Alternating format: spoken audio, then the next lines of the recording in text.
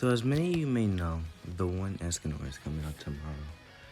And I'm going to be going over what you should be doing as a new or free to play, or both, player in Grandcross. So what Escanor does, well, first let's go over what he does. What I just said, obviously. He inflicts influx damage equal to 200% on a rank 1, 300% on a rank 2, and 500% on a rank 3. Influx does 0.8% damage per... additional 0.8% damage per 1% HP remaining. So, if you're full HP, you're going to be doing 80% more damage on a level, whatever level, it doesn't matter. His second ability inflicts damage equal to 240% on a rank 1, 360% on a rank 2, and 600% on a rank 3. It doesn't have any, it's just a basic attack. His ultimate, Jesus Christ, inflicts damage equal to 720% of attack on one enemy, then inflicts additional death damage. Death damage is, inflicts 20% of the final damage as additional damage. So it ticks twice. So at 6/6 you could kill somebody. And death scales between your ult level. 20%, 20, 30, 40, 55, 70, 100%. So at 6/6 you one-shot 2 people. And his passive is the hero gains a buff which increases all allies, no, not all allies, which increases all of his stats by 6% at the start of the ally turn, which when there are 3 stacks of this effect, removes debuffs and becomes immune to debuffs for 1 turn. After that, removes the stack until only 1 stack is left, then stacks the buff accordingly again. It's just like in the anime. He builds up, becomes the one, and then after that time, he slowly loses power. Now, sounds really broken, I know, because it is, but there is a counter to him. Green small Deanne. Especially her taunt card is the biggest thing, because, let me pull up what she does. Alright, so Green Deanne taunts enemies and increases defense-related stats by 80% for 3 turns on a level 1. That's really broken. On level 2, increases defense-related stats by 120% and 200%. So she's going to become a really tanky girl, especially with Tarmio Link, because then she tanks and then she fully heals at the end of the turn. And we're also getting Arthur, Green Arthur, and he's more of a PvE unit. He does, he inflicts damage equal to 220% of attack on one enemy on a rank 1. Rank 2, he inflicts damage to 220% of attack on one enemy. Disables buff and debuff skills for 1 turn. In his rank 3, he removes buffs from one enemy, inflicts damage equal to 360% of attack, then disables buff and debuff skills for 2 turns. He has an AoE effect and inflicts damage equal to 150 of attack on all enemies. Inflicts, that's his rank 1. His rank 2 is inflicts damage equal to 225% of attack on all enemies. His rank 3 is inflicts damage equal to 375 on all enemies. Like, you would think this is really good, but his passive is increases allies' damage dealt by 35% and decreases allies' damage taken by 35% if all allies are alive. Applies when entering battle, excludes PvP and deathmatch. So he can really only be used in like PvP, like free stages, story stages. So what people do is they use they use Arthur, because you get Arthur free level 80. He's fully maxed out, except for the costumes and stuff. You have to buy and max out his costumes. But he goes fully leveled up, 6-star awakened. You are, yeah. And what was I like? Yeah, people use the Arthur and Hawk when Hawk has his passive buff. Hawk increases all his stats by 50%. For a certain time only. So for a certain time, he becomes like the best PvE unit in the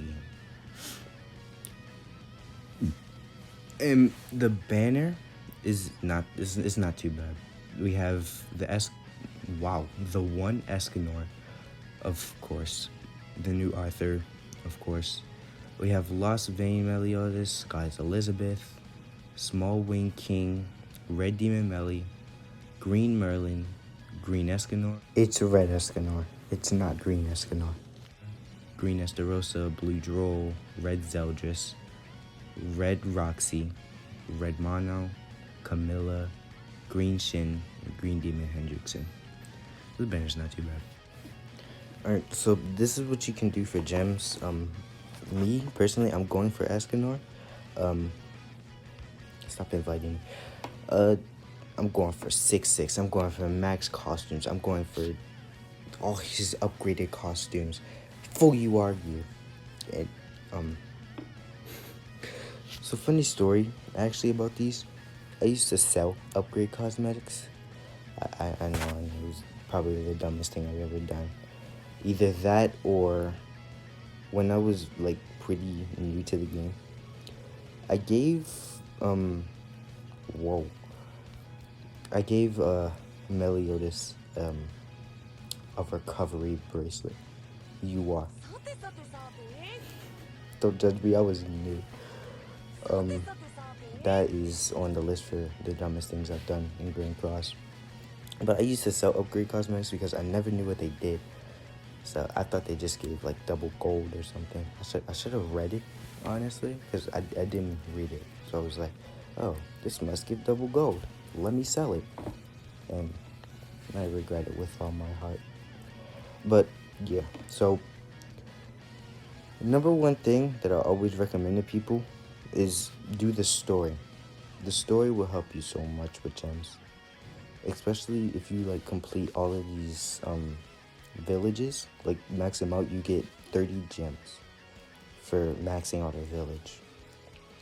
Now you won't have the most time, but the banner is gonna stay there for a month, so you have time. And we also have these achievements, like they give you, like, if I reach rank 68, I could get 4 gems, which is good. And like if you get a certain each achievement gives you medals, and if you reach a certain amount of medals, they give you gems. Well, it starts off with like 10, which you can get really easily. I got it really easily on my Korean account when I first started, because they give you like a bunch of stuff at the beginning. They give you like 5 million gold and a bunch of other stuff. And one of the achievements is reaching a lot of gold. So you could just get a bunch of achievements for that and then get some gems right here. So these achievements, you can do boss battles. You get gems for doing boss battles. Like the first time you do it, you get gems. They give you gems and they give you gems for achievements. So that's double the gems. So you do end up getting a lot of gems. Also doing PvP, they do give you weekly gems it's Monday for me. So yeah, just do that, and I would recommend getting to at least champions 5, so you can get 50 gems every week.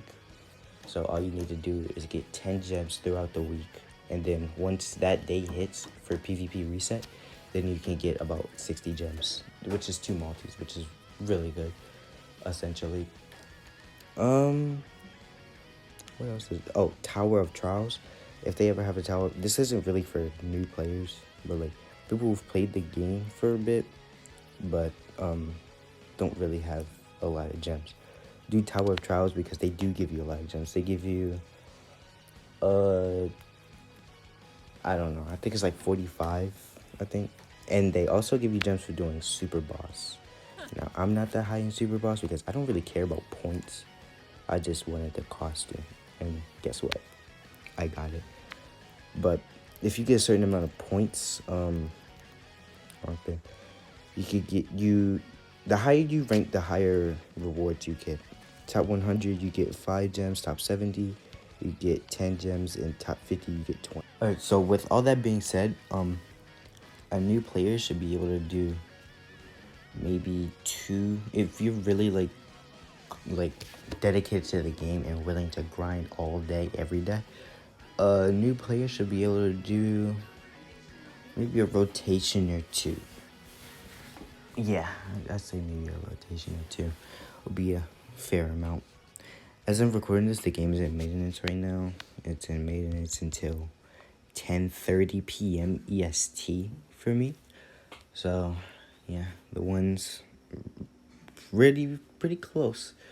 So, it was something I was gonna say. I forgot.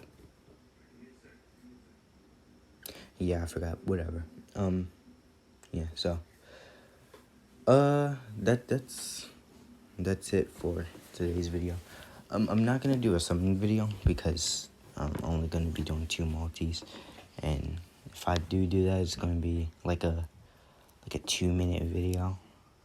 If you guys want to see it, then you can say that down below. It's only gonna be 3 multis, so it's not really gonna be much of content, I guess.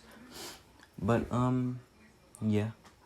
All my social links are in the description down below. My Twitter. Also, consider joining my Discord server if you haven't already. And if you wanna just message me or in Discord or Twitter, both of those in the link, or in the description, then just do it. I probably will respond because I don't have a life. But yeah.